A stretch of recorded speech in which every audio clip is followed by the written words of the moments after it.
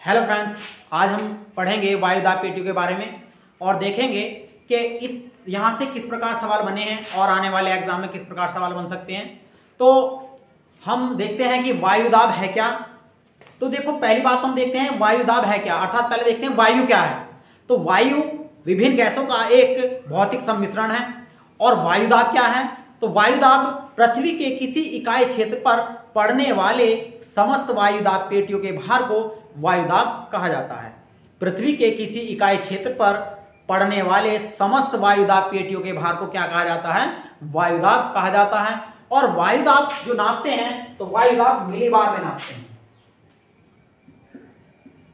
Millibar. तो वायुदाब का मात्रक क्या है? मिलीबार है। और इसमें जो प्रयोग किया जाता है वो आपकी वायु, जल और आपकी पारे का इस्तेमाल इसमें किया जाता है।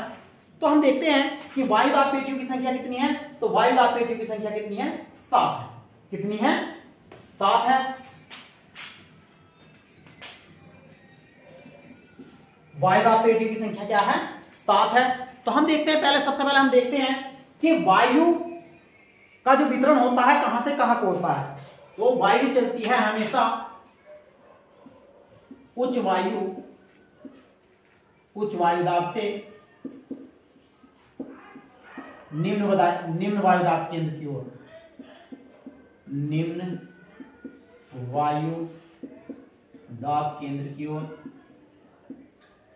निम्न वायुदाब केंद्र की ओर हवाएं चलती हैं या वायु चलती है। अर्थात एक चीज और हम देखते हैं कि वायुदाब धरातल से ऊपर चलने पर कम होता जाता है। वायुदाब क्या होता है? धरातल से ऊपर चलने पर कम होता जाता है। अर्थात गैसों की सघनता में कमी आती जाती है, जिस कारण वायुदाब का प्रेशर कम होता जाता है। तो अगर हम देखें कि वायुदाब 7 वायुदाब पेटियां कौन कौन सी हैं, तो 0 डिग्री के 10 डिग्री उत्तरी और 10 डिग्री दक्षिणी अक्षांशीय क्षेत्र में जो पेटी अर्थात वैल्व है, इसे भूमध्य रेखीय निम्न वायुदाब की पेटी कहा जाता है। इसे डोलरम पेटी के नाम से भी जाना जाता है। अब हम देखते हैं कि 30 डिग्री नॉर्थ से 30 डिग्री साउथ, अर्थात 30 डिग्री उत्तर से 35 डिग्री उत्तर और 30 डिग्री दक्षिण से 35 डिग्री दक्षिण, दोनों गोलार्धों में जो वायुदाब पेटी पाई जाती है उसे उपोष्ण उच्च वायुदाब की पेटी कहा जाता है। यहां भी इसे उपोष्ण उच्च वायुदाब की पेटी कहा जाता है। इसे दूसरे नाम से जाना जाता है आपका अश्व-अक्षांश की पेटी के नाम से जाना जाता है। दोनों वैल्व क्या है? अश्व-अक्षांश की पेटी के नाम से जानी जाती हैं। अब हम देखते हैं इस 0 डिग्री के उत्तरी गोलार्ध में और 0 डिग्री के दक्षिणी गोलार्ध में 60 डिग्री से 65 डिग्री और 60 डिग्री से 65 डिग्री के जो बीच में वैल्व पाई जाती है उसे उपध्रुवीय निम्न वायुदाब की पेटी कहा जाता है। उसे उपध्रुवीय निम्न वायुदाब की पेटी कहा जाता है। अब हम देखते हैं कि यहां पर हमारा उत्तरी ध्रुव है और यहां पर हमारा दक्षिणी ध्रुव है। तो 80 से 90 और यहां भी 80 से 90 अक्षांशीय क्षेत्र में जो पेटी पाई जाती है अर्थात जो वैल्व पाई जाती है उसे क्या कहते हैं? ध्रुवीय उच्च वायुदाब की पेटी कहा जाता है। क्या कहा जाता है? ध्रुवीय उच्च वायुदाब की पेटी कहा जाता है। फिर मैंने यहां बताया था उपध्रुवीय निम्न वायुदाब की पेटी कहा जाता है, क्योंकि ये ध्रुवों से लगी हुई है। जैसा हम देखते हैं, जैसा अध्यक्ष होता है और उसके नीचे क्या होता है? उपाध्यक्ष होता है। जैसा राष्ट्रपति होता है उसके नीचे क्या होता है? उपराष्ट्रपति होता है। ठीक इसी प्रकार यहां पर ध्रुवीय है और ये यहां पर क्या है? उपध्रुवीय निम्न वायुदाब की पेटी है। तो हम देखते हैं कि ये पेटी से किस प्रकार सवाल बनते हैं। तो सबसे पहले हम देखते हैं कि 0 डिग्री के नॉर्थ और 0 डिग्री के साउथ के बीच की जो पेटी कहा कहलाती है भूमध्य रेखीय निम्न वायुदाब की पेटी कहा जाता है। इसे डोलरम पेटी भी कहा जाता है। कई बार आपका सवाल एग्जाम में बना है कि डोलरम पेटी का विस्तार कहां पर पाया जाता है। तो 10 डिग्री नॉर्थ और 10 डिग्री साउथ के बीच में जो पाया जाता है आपकी डोलरम पेटी का विस्तार पाया जाता है। अर्थात डोलरम पेटी का अर्थ क्या है? इसका अर्थ है शांत, अर्थात शांत क्षेत्र। ठीक है। तो होता क्या है कि सबसे पहले हम देखते हैं कि जहां भूमध्य रेखीय क्षेत्र निम्न वायुदाब की पेटी है, यहां पर हमारा क्या है? सूर्य की किरणें वर्ष भर, सूर्य की किरणें क्या होती है? वर्ष भर लंबा चमकती रहती हैं, जिस कारण यहाँ का तापमान उच्च बना रहता है। तापमान क्या बना रहता है? उच्च बना रहता है। लेकिन वायुदाब क्या होता है? निम्न वायुदाब यहाँ पर बना होता है। तो तापमान उच्च बना रहने के कारण यहाँ से जलवाष्प हमेशा संवहनी तरंगों के रूप में ऊपर उठती रहती हैं और ऊपर उठने के बाद हमारी पृथ्वी पश्चिम से पूर्व दिशा की ओर घूर्णन गति कर रही है, जिस कारण जाना यहाँ पर अपकेंद्रीय बल का बल उत्पन्न होता है, जिसे कोरियालिस बल के नाम से भी जाना जाता है। तो ऊपर पहुंचने के बाद जो जलवाष्प है वो क्या हो जाती है, विक्षेपित हो जाती है, या जो पवनें हैं विक्षेपित हो जाती हैं, अर्थात उत्तरी गोलार्ध और दक्षिणी गोलार्ध में मुड़ जाती हैं। तो अब हम देखते हैं कि डोलड्रम पेटी को हम देखते हैं यहां से पवनें आती हैं और यहां से भी पवनें आती हैं, लेकिन 5 डिग्री उत्तरी गोलार्ध में 0 डिग्री से 5 डिग्री दक्षिणी गोलार्ध के बीच, अर्थात 5 डिग्री उत्तरी और 5 डिग्री दक्षिणी गोलार्ध के बीच यहां से पवनें हमेशा ऊपर उड़ जाती हैं और ये क्षेत्र जो है ना शांत बना रहता है, जिस कारण जो है ना इसे डोलड्रम पेटी कहा जाता है। तो हमने बताया कि भूमध्य रेखीय क्षेत्र से हवाएं क्या होती हैं, ऊपर उठती हैं। यहाँ तापमान उच्च बना हुआ है, लेकिन वायु दाब क्या है, हमारा निम्न है। तो उच्च वायु दाब के कारण हमारा वायु दाब क्या है, निम्न बना हुआ है। मैंने यहाँ पर लिखा है कि वायु कहाँ से कहाँ चलती है, उच्च वायु दाब से निम्न वायु दाब की ओर चलती है। तो यहाँ से जब हवाएं उठेंगी, यहाँ से ऐसा ही, ठीक है, और उठने के बाद पृथ्वी की घूर्णन गति के कारण ये हवाएं विक्षेपित हो जाएंगी उत्तरी गोलार्ध और दक्षिणी गोलार्ध में। तो यहाँ से उठी हवाएं 30 से 35 और 30 से 35 दोनों गोलार्धों में नीचे उतरेंगी। क्या होंगी, नीचे उतरेंगी, और नीचे उतरने के कारण प्रेशर यहाँ पर हाई रहेगा, ठीक है, अर्थात हवा का प्रेशर दबाव अधिक होगा। तो यहाँ पर आपका क्या बनता है, उच्च वायु दाब बनता है। यहाँ पर लो एयर प्रेशर वेल्ड है, यहाँ पर हाई एयर प्रेशर वेल्ड है, ठीक है, और यहाँ पर भी आपकी हाई प्रेशर वेल्ड है, अर्थात उच्च वायु दाब है। यहाँ भी आपका उच्च वायु दाब है, और यहाँ पर क्या है, हमारा निम्न वायु दाब।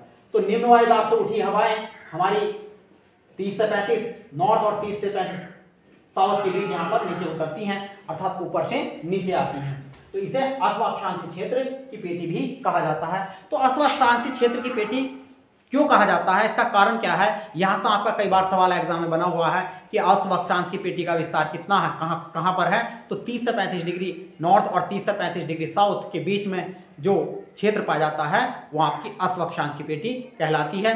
लेकिन अस्वाक्षांश की पेटी क्यों कहलाती है, तो प्राचीन काल में यूरोप से, अच्छा पश्चिमी देशों से या और भी देशों से घोड़ों का व्यापार होता था। तो क्या होता था, घोड़ों का व्यापार होता था। तो घोड़ों का व्यापार जब होता था तो हम जहां से जहाज को लेकर के चलते थे, अपने लेवल को ठीक समझ करके चलते थे।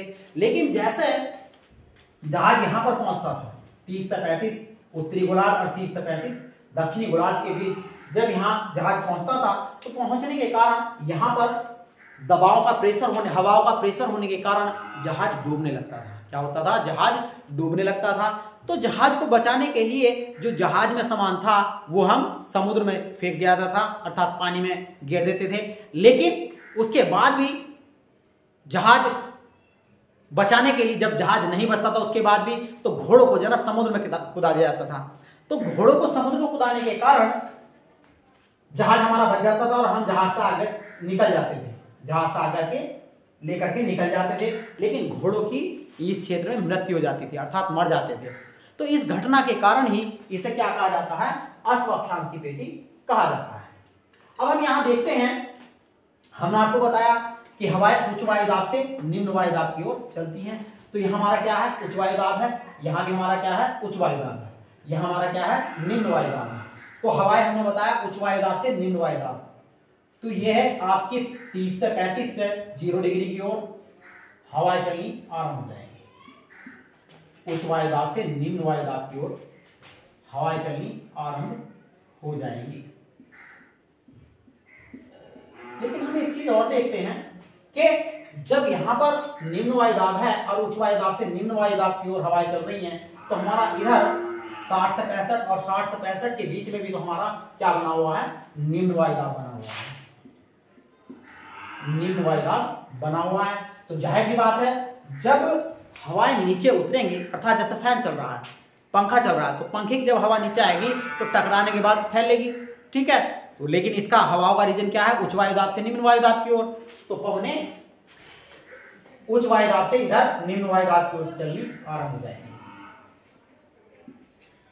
क्योंकि यहां पर भी आपका निम्न वायु दाब है। ये आपका क्या है, निम्न वायुदाब केंद्र है।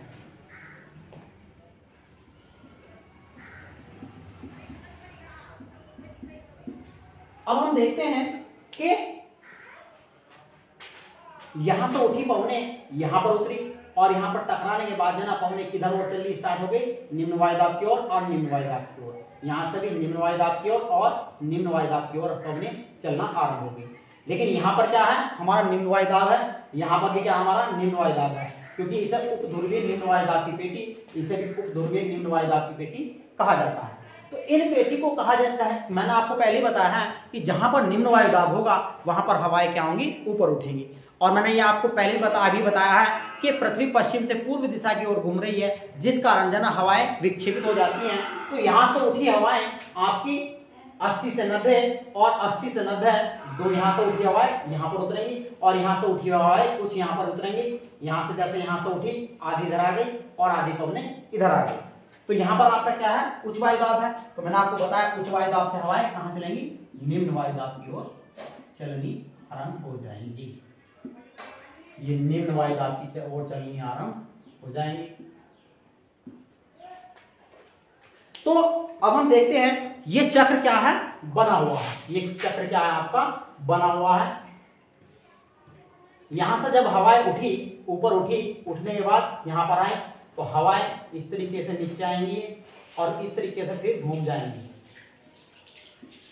इस तरीके से यहां से उठी हवाएं ऐसा आएंगी फिर नीचे आएंगी, इस तरीके से चक्र बना हुआ है। ठीक इसी प्रकार यहां से हवाएं इस तरह यहां से निम्न वायुदाब की ओर चली, ठीक है, ऊपर उठी हवाएं फिर क्या है यहां पर आएंगी और फिर यहां से ये चक्र आपका बना हुआ है। ऐसे यहां से उठी हवाएं ऊपर जाएंगी फिर आपकी निम्न वायुदाब की ओर चलनी आरंभ हो जाएंगी। तो मैंने आपको बताया कि यहां से आपके भूमध्यरेखीय क्षेत्र से और अश्वाक्षांश की क्षेत्र से आपके सवाल अक्सर बने हैं और ये भी आपका पूछा गया कि हवाएं किस ओर चलती हैं, उच्च वायुदाब से निम्न वायुदाब की ओर चलती हैं। और वायुदाब पेटियों की संख्या कितनी है, 7 और वायुदाब का मात्रक क्या है, मिलीबार। तो वायुदाब पेटियों की संख्या कितनी है, 7।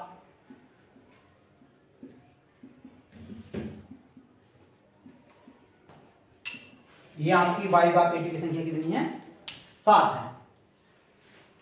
अगर आपको वीडियो अच्छी लगी है तो लाइक करना, शेयर करना, चैनल को सब्सक्राइब करना और इसमें अगर कोई आपको प्रॉब्लम दिखाई देती है तो कमेंट बॉक्स में अपना सुझाव भेज सकते हैं।